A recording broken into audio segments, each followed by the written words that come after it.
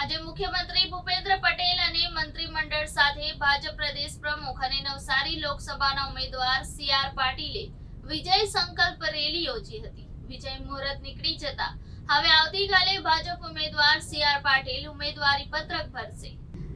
નવસારી જિલ્લા કલેક્ટર કચેરી સુધીની વિજય સંકલ્પ રેલી બાદ મુખ્યમંત્રી ભૂપેન્દ્ર પટેલ અને ભાજપી ઉમેદવાર સી.આર. પાટીલ ઉમેદવારી પત્ર ભર્યા વિના જ રવાના થયા હતા. ઉમેદવારી પત્ર ભરવાનું વિજય મુહૂર્ત ન સચવાતા આજે ઉમેદવારી પત્ર ભરવાનું ટાળ્યું હતું. હવે આવતીકાલે ભાજપી ઉમેદવાર સી.આર. પાટીલ વિજય મુહૂર્તમાં પોતાની ઉમેદવારી નોંધાવશે.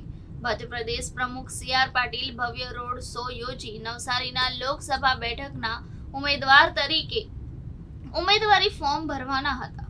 જોકે સી.આર. પાટીલ વિજય મુહૂર્તમાં સ્થળ પર પહોંચી શક્યા ન હતા, જેથી તેમણે આવતીકાલે ઉમેદવારી ફોર્મ ભરવાની જાહેરાત કરી છે. મહત્વનું છે કે સી.આર. પાટીલે નવસારીમાં વિજય સંકલ્પ રેલી યોજી હતી. આ રોડ શોમાં મુખ્યમંત્રી ભૂપેન્દ્ર પટેલ, ગૃહ રાજ્યમંત્રી હર્ષ સંઘવી સહિતના નેતાઓ અને કાર્યકર્તાઓ જોડાયા હતા.